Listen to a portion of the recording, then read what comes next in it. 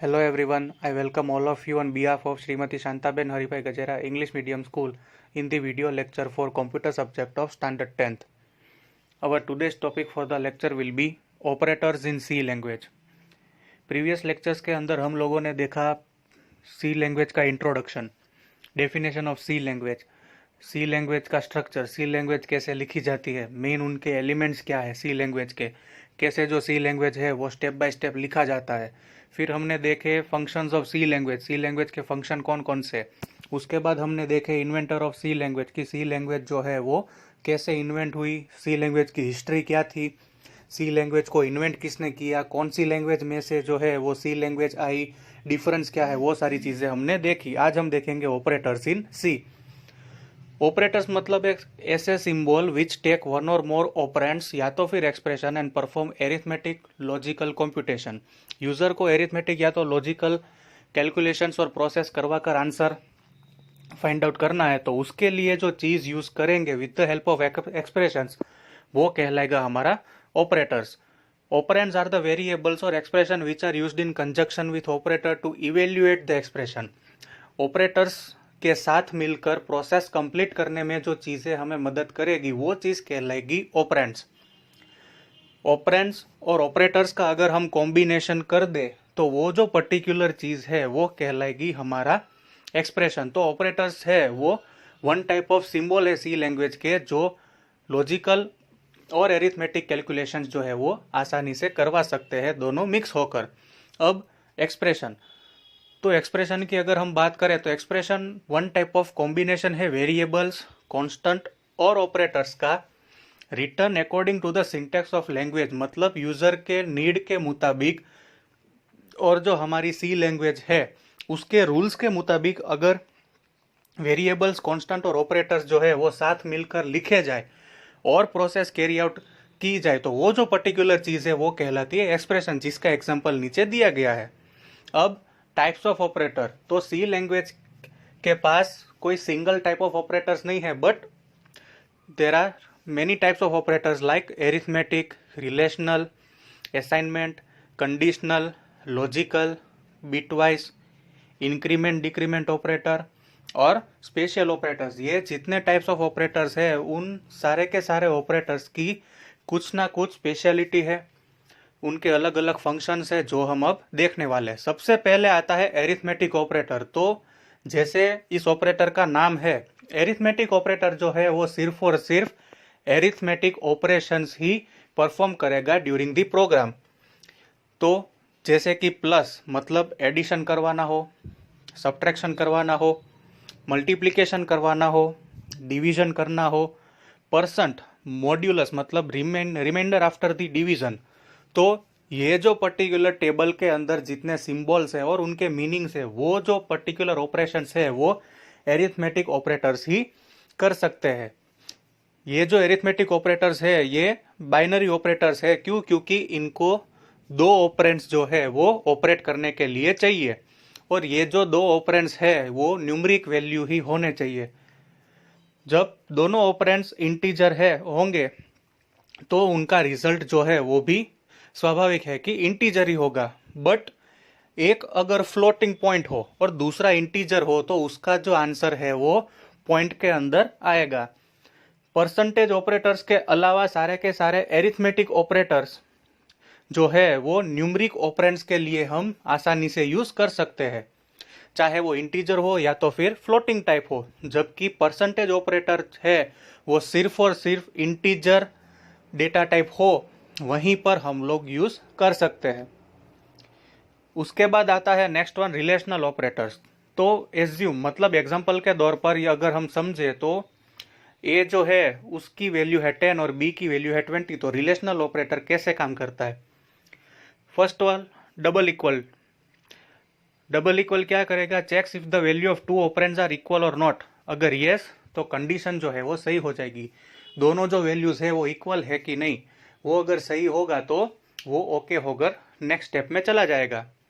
उसके बाद second one, exclamatory equal, checks if the value of two operands are equal और not. Values are not equal, condition becomes true.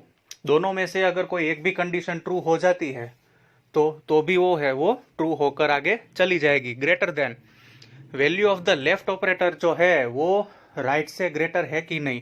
अगर ये successfully satisfy हो जाता है तो वो कंडीशन जो है वो ट्रू हो जाती है। लेस देन, तो लेफ्ट ऑपरेंड जो है वो राइट से लेसर है कि नहीं, उनकी वैल्यू अगर वो सही हो जाती है तो वो जो ऑपरेंड है वो ट्रू हो जाता है। उसके बाद greater than equal to. Greater than equal to अगर ऑपरेटर हम यूज करेंगे तो वो क्या चेक करेगा कि लेफ्ट साइड की जो वैल्यू है वो राइट साइड की वैल्यू से ग्रेटर या तो फिर इक्वल टू, दोनों में से अगर एक भी कंडीशन सेटिस्फाई हो जाती है तो पर्टिकुलर जो इक्वेशन है वो ट्रू हो जाएगा। सेम वे लास्ट वन है लेस देन या तो equal to. Less than equal to operator कहीं पर भी यूज होता है तो वो क्या चेक करेगा कि लेफ्ट साइड की जो वैल्यू है वो राइट साइड की वैल्यू से कम या तो फिर इक्वल है कि नहीं। तो ये जो है वो रिलेशनल ऑपरेटर है, मतलब लेफ्ट वैल्यू और राइट वैल्यू के बीच में अगर कोई रिलेशन फाइंड आउट करना है और उस रिलेशन के बेस पर कंडीशन को ट्रू या तो फॉल्स डिफाइन करना है तो उसके लिए जो ऑपरेटर यूज होता है वो है रिलेशनल ऑपरेटर। उसके बाद नेक्स्ट वन है assignment operator. Is equal to simple assignment operator assigns the value from right side operands to left side operands. तो कई बार हम कैलकुलेशन करवाते हैं और इज इक्वल टू की साइन है वो है असाइनमेंट ऑपरेटर। दो वैल्यूज की कैलकुलेशन करवाने के बाद जो आंसर लाने के लिए हम बीच में ऑपरेंड यूज करते हैं ऑपरेटर, वो कहलाता है assignment. Plus equal to add assignment operator, it adds the right operand to left operand and assign the result to left. मतलब कि जो वैल्यूज है उनका एडिशन करके जो लेफ्ट साइड के जो ऑपरेंड है वहां पर वो आंसर जो है वो डिस्प्ले करवाने में मदद करते हैं। Same way minus equal to मतलब कि सब्ट्रैक्शन करके जो उसका आंसर है वो राइट टू लेफ्ट के अंदर रिजल्ट जो है वो डिस्प्ले होता है। Multiply equal to multiplies the right operand with the left operand और उनका जो रिजल्ट है वो लेफ्ट ऑपरेंड पर डिस्प्ले हो जाता है। Division, percentage, modulus assignment operator. उसके बाद आता है कंडीशनल ऑपरेटर। सी लैंग्वेज जो है वो प्रोवाइड्स क्वेश्चन मार्क, मतलब वो जो क्वेश्चन मार्क का सिंबल है वो सिंबल कहलाता है कंडीशनल ऑपरेटर का सिंबल। ये जो कंडीशनल ऑपरेटर है उनको टर्नरी ऑपरेटर्स कहते हैं क्योंकि इनको 3 ऑपरेंड्स मतलब 3 वैल्यूज जो है उनकी रिक्वायरमेंट होती है। एग्जाम्पल के तौर पर अगर हम सिंटैक्स मतलब कि उनका बेसिक स्ट्रक्चर देखें तो कंडीशन, फिर symbol, expression 1, expression 2, the statement above is equivalent to if condition मतलब इफ एल्स। इफ एल्स जो है वो लूप है, वो हम आगे जाकर देखेंगे कि इफ और एल्स की मदद से कंडीशंस जो है वो हम रेगुलरली एक्सप्रेशंस चेक करवाएंगे और जहां पर भी गलत हो जाएगा वो जो पर्टिकुलर एक्सप्रेशन है वो फॉल्स होता जाएगा और बाकी का जो एक्सप्रेशंस है वो ट्रू कहलाते जाएंगे। अब कंडीशनल ऑपरेटर कैसे काम करता है। एक्सप्रेशन 1 जो है वो सबसे पहले इवेल्युएट मतलब प्रोसेस होगा। इट इज नॉन जीरो मतलब ट्रू जो हो जाएगा वो ट्रू, तो एक्सप्रेशन 2 जो है वो प्रोसेस होगा और उसके बाद जो इवेल्युएशन है एक्सप्रेशन का वो होगा आंसर के लिए। पर अगर एक्सप्रेशन 1 फॉल्स हो जाएगा तो एक्सप्रेशन 3 जो है वो डायरेक्टली प्रोसेस हो जाएगा और उसकी जो वैल्यू है वो एक्सप्रेशन के लिए काउंट हो जाएगी। It is to be noted that only one of the expression is evaluated. एक गलत हो जाता है तो बाकी के 2 में से वो एक गलत की जगह कोई भी एक ही एक्सप्रेशन जो है वो ले सकता है। इसीलिए compulsory 1 expression must be true. Ternary statement है, इसीलिए इफ एल्स की मदद से ये जो कंडीशनल ऑपरेटर है वो यूजर यूज करके एक्सप्रेशंस की चेकिंग जो है वो करवा सकते हैं। Then comes logical operator, double and. Logical and operator, both operands जो अगर नॉन जीरो हो तो कंडीशन जो है वो ट्रू हो जाती है। फिर लॉजिकल और ऑपरेटर, दोनों में से कोई भी एक अगर नॉन जीरो हो जाए मतलब कि कंडीशन जो है वैल्यूज की वो अगर फुलफिल हो जाए तो जो कंडीशन है वो ट्रू कहलाती है। Logical not operator, it is used to reverse the logical state of its operand. If the condition is true, logical not operator will make it false. Logical operators जो है वो non zero values with the help of comparison of both the operands करने के लिए काम आता है कि वैल्यूज की जो कंडीशंस है आफ्टर प्रोसेसिंग जो है वो अगर नॉन जीरो रहती है तो as per the operators used वो जो पर्टिकुलर चीज है वो ट्रू कहलाती है। तो bitwise logical operator logical test perform करता है दो इंटीजर ऑपरेंड्स मतलब दो इंटीजर वैल्यूज के बीच में। ये जो ऑपरेटर्स है वो अपने ऑपरेंड्स पर bit by bit starting from least significant मतलब राइट साइड के जो डिजिट है वहां पर से ये जो प्रोसेसिंग ऑफ दी ऑपरेंड्स है वो परफॉर्म स्टार्ट करते हैं। लॉजिकल बिटवाइज ऑपरेटर्स है वो बेसिकली तीन टाइप के होते हैं, बिटवाइज एंड, बिटवाइज और, बिटवाइज एक्सक्लूसिव और। तो सबसे पहले bitwise and, logical adding between two operands, the result of operation is 1 if both the bits have value 1 otherwise it is 0। मतलब कि लॉजिकल कंडीशन के अंदर अगर दोनों जो ऑपरेंड है प्रोसेसिंग के बाद उनकी वैल्यू 1 आती है तो ही जो पर्टिकुलर रिजल्ट की जो वैल्यूज है वो डिस्प्ले होगी, वरना क्या होगा कि अगर कोई भी एक वैल्यू की कंडीशन सेटिस्फाई नहीं होती तो वो जो पर्टिकुलर रिजल्ट है वो 1 के जगह पर 0 डिस्प्ले हो जाएगा, जिसका एग्जांपल जो है वो नीचे नरेट किया है कोडिंग के फॉर्म में।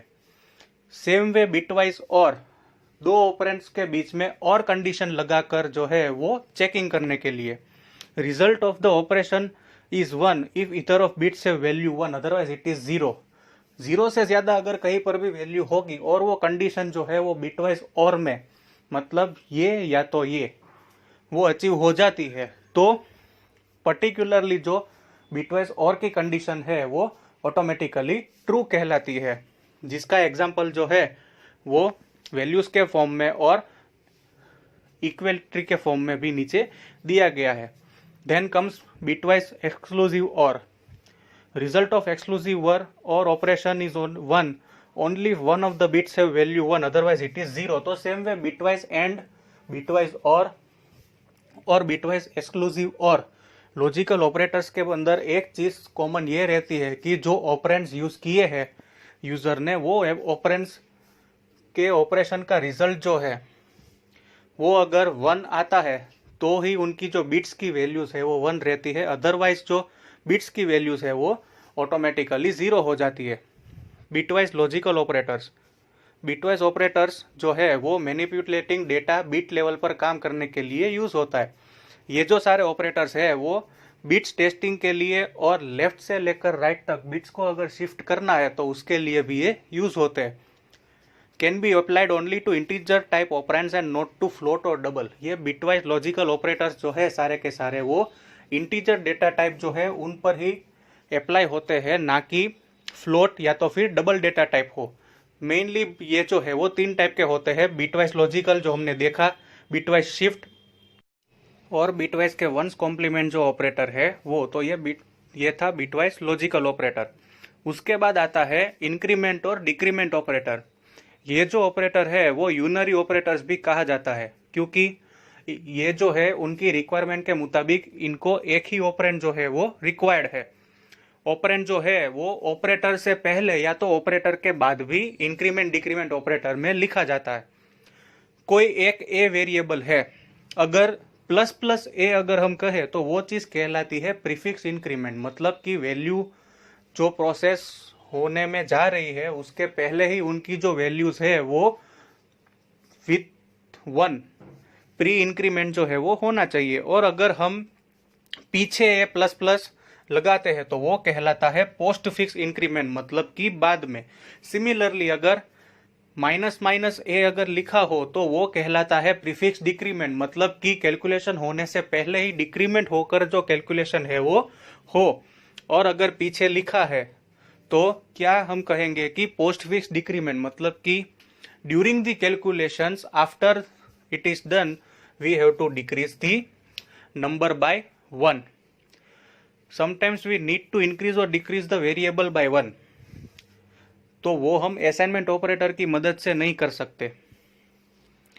तो एग्जांपल के लिए a is equal to a plus 1, a plus is equal to 1, तो क्या होगा कि वैल्यू वेरिएबल की जो इंक्रीमेंट है वो टोटल नंबर में +1 होकर प्रोसेस होगी।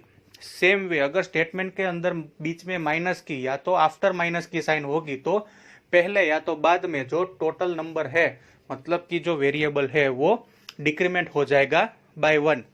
सी लैंग्वेज जो है वो इंक्रीमेंट डिक्रीमेंट ऑपरेटर्स प्रोवाइड करता है इस टाइप के ऑपरेशंस के लिए कि कहीं पर भी प्रोग्राम के अंदर अगर आगे चलकर यूजर को पता चले कि ये जो पर्टिकुलर वेरिएबल्स है उनके अंदर +1 या तो -1, मतलब इंक्रीमेंट या तो डिक्रीमेंट करना भूल गए, तो वहां पर जो ऑपरेटर लगाकर यूजर टाइम सेव और एक्यूरेट रिजल्ट अचीव कर सकते हैं वो ऑपरेटर कहलाता है इंक्रीमेंट और डिक्रीमेंट ऑपरेटर।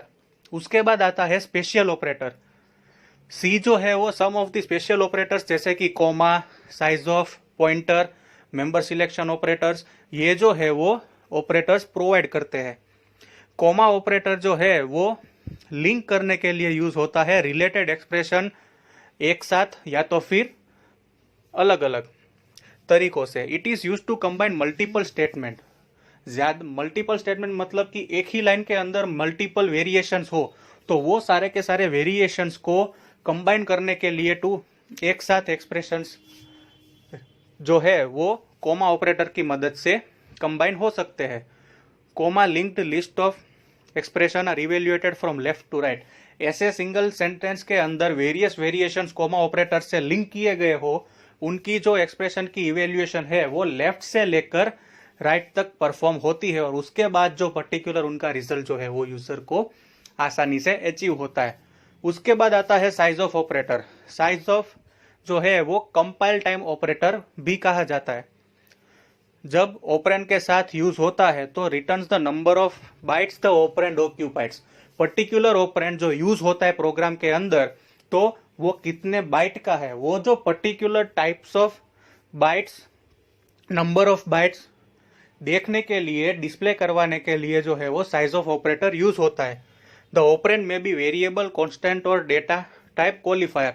ये जो particular operand size of operator की मदद से प्रोग्राम के अंदर यूज होता है कैलकुलेशन के लिए, वो वेरिएबल हो सकता है, कांस्टेंट या तो फिर डेटा टाइप क्वालिफायर भी हो सकता है। तो ये था ऑपरेटर्स इन सी, मतलब कि कैलकुलेशंस करवाने हैं तो उसके लिए हम जो सिंबल्स यूज करते हैं वो पर्टिकुलर सिंबल कौन से ऑपरेटर के टाइप के अंदर फॉलो करते हैं और वो जो ऑपरेटर है उनका फंक्शन क्या है, उनका यूज क्या है, वो सारी चीजें जो है वो आज के लेक्चर में हम लोगों ने देखी, जो था ऑपरेटर्स इन सी की पर्टिकुलर हम जो कैलकुलेशंस करते हैं वो जिस ऑपरेटर्स सी सिंबल से यूज होता है वो कौन से टाइप का है, उसका फंक्शन क्या है और वो कैसे यूज होता है और कैसे जो उसका रिजल्ट है वो अचीव होता है। तो वो सब हमने आज देखा।